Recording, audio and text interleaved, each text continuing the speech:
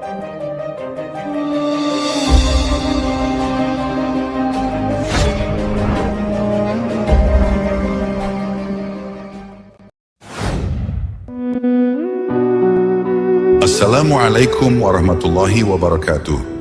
Sahabat jejak sufi yang kami muliakan dimanapun Anda berada. Di masa kejayaan dinasti Bani Umayyah, pada masa ketika istana-istana megah berdiri sebagai lambang kejayaan dunia Islam, hiduplah seorang pemuda yang terlahir dari keluarga bangsawan kaya raya.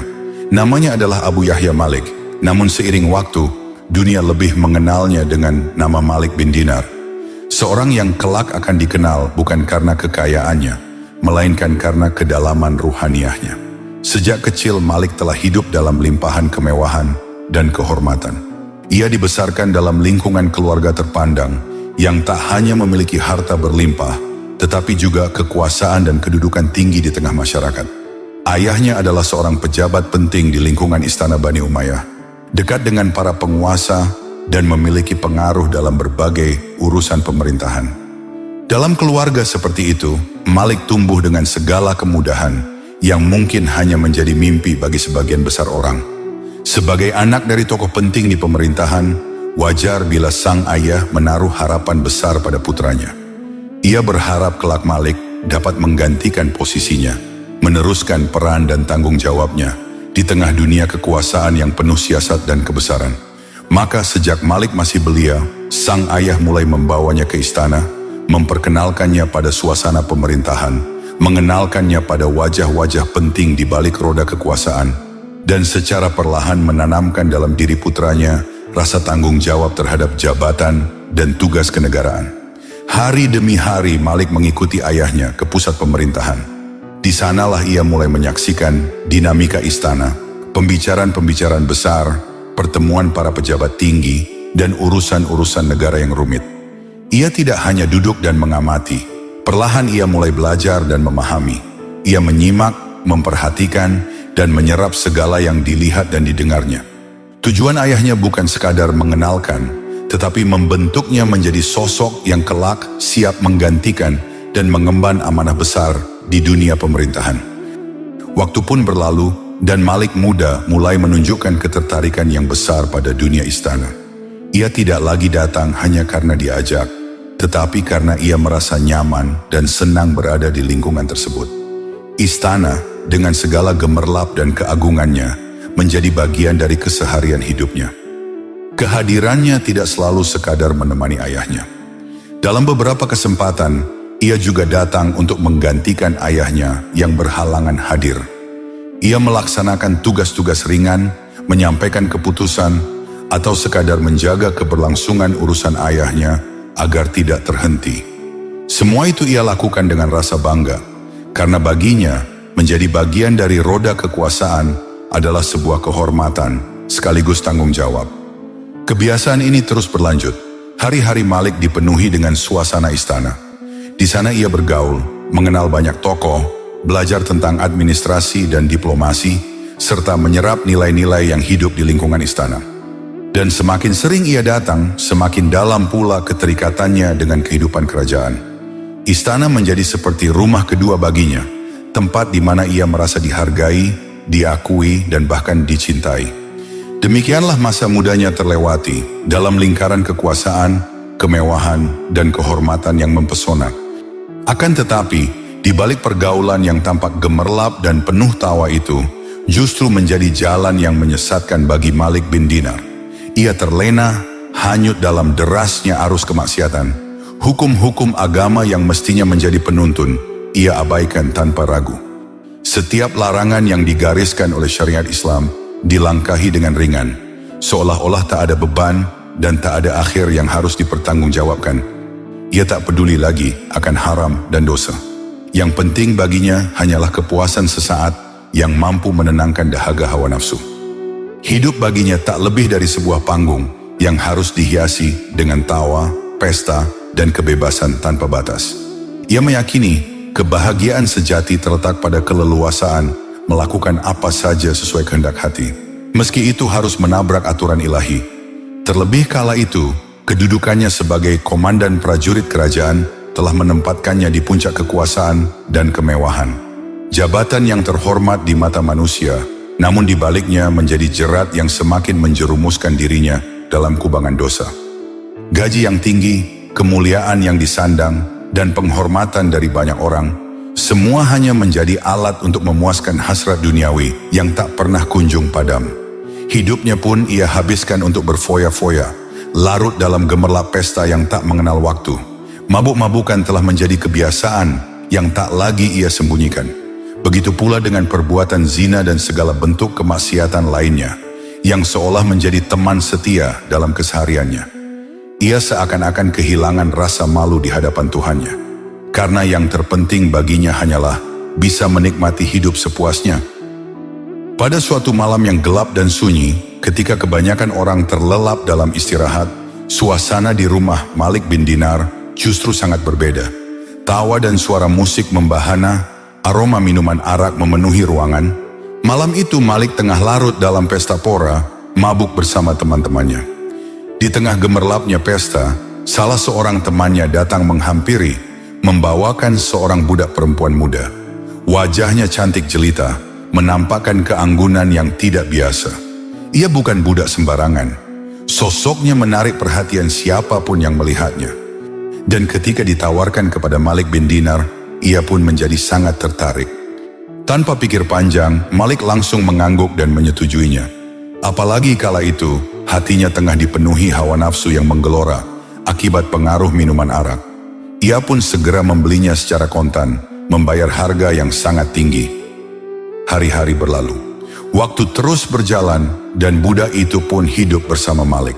Dalam kebersamaan itu, tumbuhlah benih kehidupan.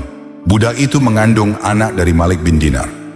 Setelah 9 bulan dalam kandungan, lahirlah bayi perempuan yang kemudian diberi nama Fatimah. Sejak kelahiran sang buah hati, Malik bin Dinar mulai berubah.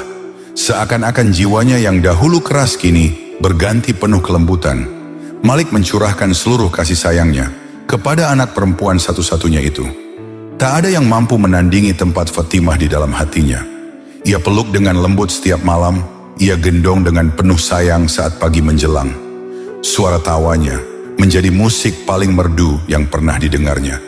Tatapan matanya menjadi cermin yang membuatnya merasa hidup. Dan setiap langkah kecil Fatimah yang mulai belajar berjalan adalah langkah yang perlahan juga mengubah arah hidup sang ayah. Betapa besar cinta itu.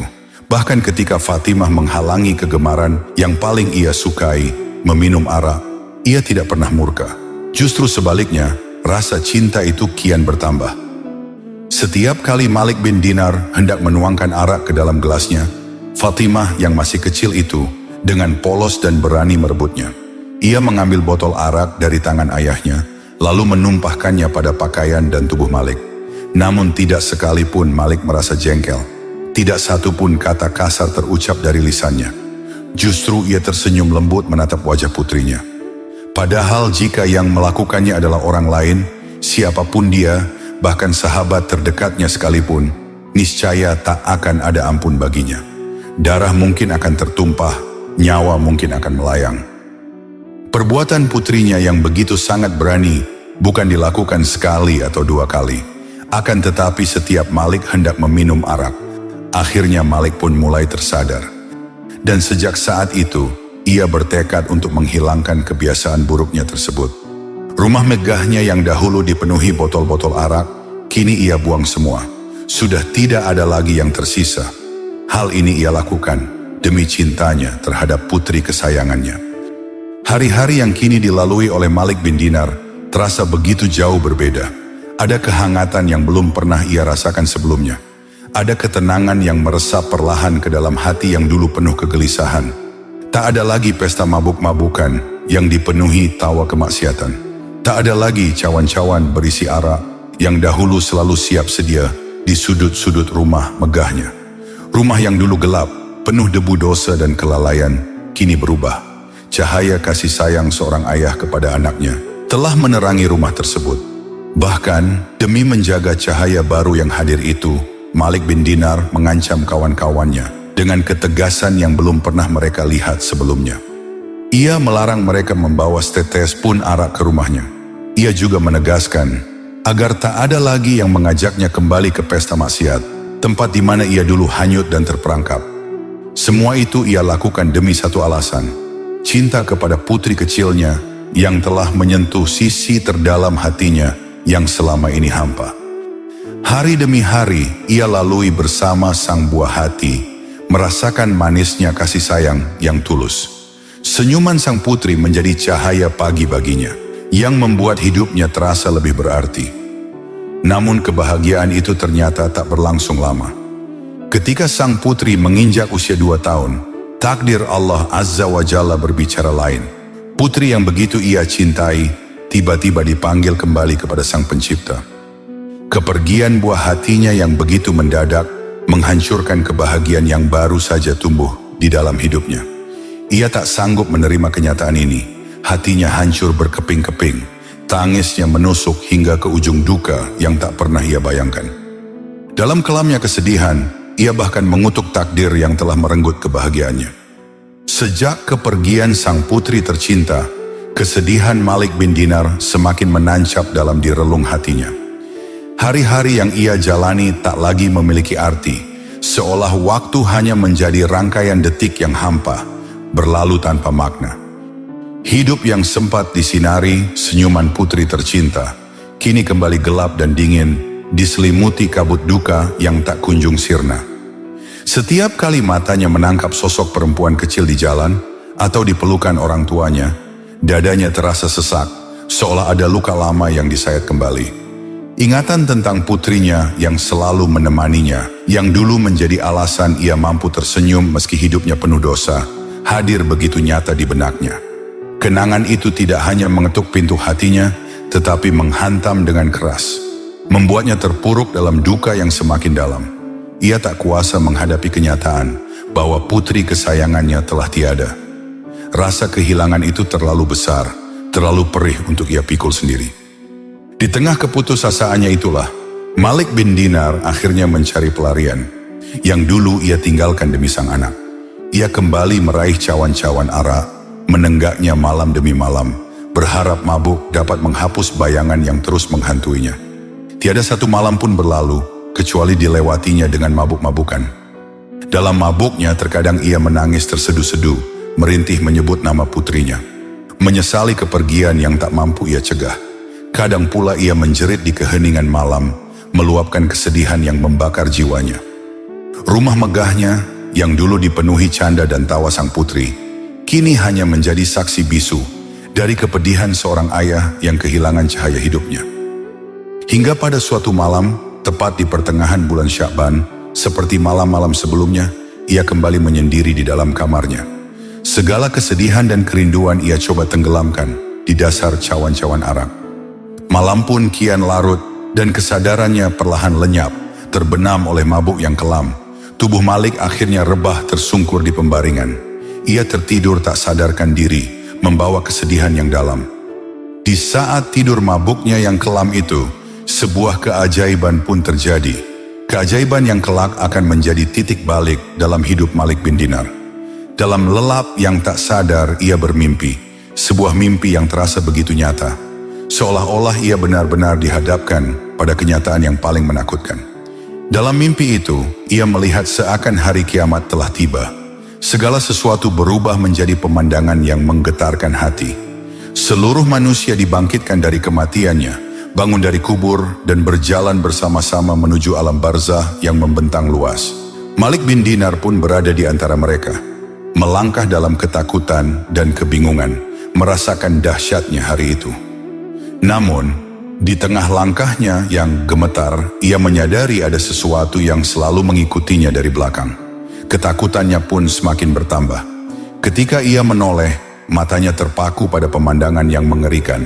Seekor ular raksasa, hitam legam dengan sisik yang tampak keras seperti baja, tengah melata dengan cepat mengejarnya. Matanya merah menyala seperti bara api yang dipenuhi kebencian. Mulutnya yang menganga lebar seolah siap melahap Malik bin Dinar dalam sekejap. Sontak ia terperanjat ketakutan. Seluruh tubuhnya gemetar hebat. Tanpa berpikir panjang, ia pun berlari sekuat tenaga, melangkah sejauh mungkin, berharap dapat melepaskan diri dari ancaman maut yang mengerikan itu. Akan tetapi ke arah manapun ia berlari, ular besar itu selalu berada di belakangnya. Nafasnya terengah dan jantungnya berdegup kencang. Keringat dingin membasahi tubuhnya. Ia kebingungan, tak tahu lagi kemana harus melarikan diri. Di tengah kepanikannya yang teramat sangat, tiba-tiba ia melihat seorang lelaki tua yang berpakaian putih bersih. Namun ia tampak lemah. Dengan napas terputus-putus, Malik bin Dinar berlari mendekat dan berseru, "Wahai Syekh, tolonglah aku, lindungilah aku dari ular itu." Suaranya penuh rasa takut dan harap.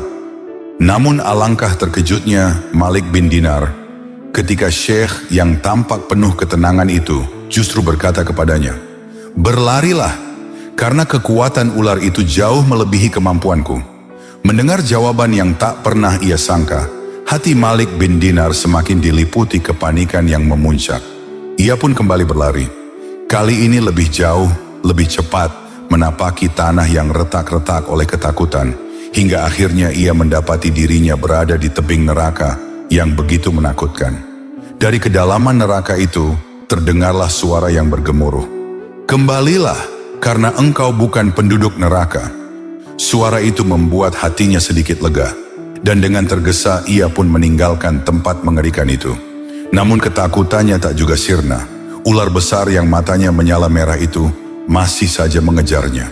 Semakin dekat, semakin mengancam, seolah tak ada tempat yang mampu memberinya perlindungan. Di tengah rasa lelah dan keputusasaannya, ia pun berlari menuju satu tempat yang tampak berbeda. Tempat itu dipenuhi tirai-tirai lembut yang bergoyang pelan, dan di balik tirai-tirai itu tampak para malaikat menjaga anak-anak kecil yang duduk dengan wajah suci dan penuh cahaya. Di antara anak-anak itu, matanya menangkap sosok yang ia rindukan. Putrinya yang telah meninggal ada bersama di tengah-tengah mereka. Seketika Malik bin Dinar berdiri terdiam. Ia begitu terpana melihat putri yang sangat ia sayangi kini berada di depan pandangan matanya. Dan tanpa ia sadari, ular raksasa yang mengejarnya sudah berada tepat di belakangnya. Ketika sang ular hendak memangsanya, putrinya menoleh ke arah Malik bin Dinar. Melihat ayahnya dalam bahaya, putrinya segera berdiri seraya berteriak, "Wahai ayahku, demi Allah." Bagaikan anak panah yang melesat cepat, sang putri melompat menolong ayahnya. Dengan tangan kirinya, ia menarik tangan sang ayah. Sementara tangan kanannya, ia ulurkan ke arah ular besar yang menakutkan itu. Seketika, keajaiban pun terjadi. Ular yang semula begitu ganas, mengerikan, dan hampir menelan Malik bin Dinar, tiba-tiba lenyap tak berbekas, seolah wujudnya tak pernah ada. Sang putri pun mendudukkan ayahnya yang masih gemetar oleh rasa takut. Dengan kelembutan suara yang tak terlukiskan, ia berkata sambil membacakan ayat Al-Quran, "Wahai ayahku, belum tibakah waktunya bagi orang-orang yang beriman untuk secara khusyuk mengingat Allah dan mematuhi kebenaran yang telah diwahyukan kepada mereka." Quran, Surat Al-Hadid, ayat 16. Mendengar ayat itu, hati Malik bin Dinar bagai disambar petir, luluh oleh rasa penyesalan yang begitu dalam. Air matanya pun jatuh berlinang, membasahi pipi yang lama tak disentuh oleh kesadaran. Dengan suara parau, ia bertanya kepada putrinya, "Wahai anakku, ceritakanlah kepada ayah tentang ular besar yang mengejarku, dan siapa lelaki tua yang lemah itu." Sang putri pun menjawab dengan tenang, "Wahai ayahku, ular itu adalah perbuatan buruk ayah selama di dunia. Dosa-dosa yang ayah kerjakan sepanjang hidupnya. Ia akan menjerumuskan ayah ke dalam neraka. Sedangkan lelaki tua yang lemah itu adalah amal baik ayah selama ketika hidup di dunia. Amal baik ayah sangat sedikit dan lemah, hingga tak mampu menolong ayah menghadapi keburukan ayah sendiri." Kata-kata itu menikam hati Malik bin Dinar lebih dalam daripada apapun yang pernah ia rasakan. Dan di saat itulah ia pun terbangun dari tidurnya. Wajahnya tampak pucat dan ketakutan. Kemudian Malik bin Dinar menangis sejadi-jadinya. Ia menyesal, ia bertaubat. Mimpi yang barusan ia alami terasa nyata seperti teguran dari langit. Dan sejak saat itu, Malik bin Dinar memutuskan untuk meninggalkan perbuatan buruknya. Semua botol minuman keras yang masih tersisa di dalam rumah, ia hancurkan. Kemudian mengambil air wudhu dan menunaikan sholat sebagai tanda awal pertaubatannya. Kisah ini terdapat dalam kitab At-Tawabin, karya Syekh Ibnu Qudamah Al-Maqdisi. Setelah peristiwa mimpi yang dialaminya, Malik bin Dinar menjadi sosok yang berbeda. Ia akhirnya menjadi seorang waliullah yang memiliki banyak karomah. Apa sajakah karomah yang beliau miliki? Dan kenapa namanya terkenal sebagai Malik bin Dinar? Untuk mengetahui kisah selengkapnya, saksikan pada video cerita yang akan datang. Akhirul kata, wallahu a'lam bishawab. Sampai di sini dulu perjumpaan kita kali ini. Semoga bermanfaat. Wassalamualaikum warahmatullahi wabarakatuh.